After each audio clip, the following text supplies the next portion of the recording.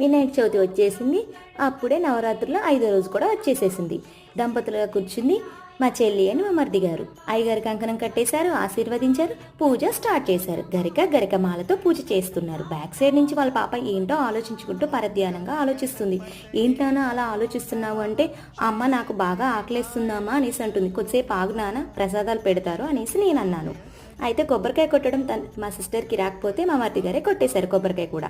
అయిపోయింది. Back side నుంచి వాళ్ళ పాప ఏదో దండం పెట్టుకుంటుందండి, బాగా గట్టిగా కోరికలు కోరేసుకుంటుంది.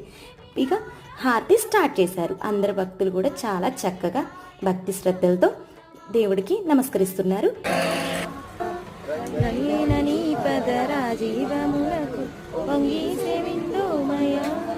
భక్తులందరూ కూడా చాలా మంచి ప్రసాదాలు తీసుకొని వచ్చారండి. ప్రసాదాలు మాత్రం ఇక్కడ ఏంటో మ్యాజిక్ అర్థం కాదు, కానీ దేవుడి దగ్గర చాలా బాగుంటాయండి టేస్టీగా. సో ఫైనల్గా మా పాప అయితే తినేస్తుంది ప్రసాదం అయితే.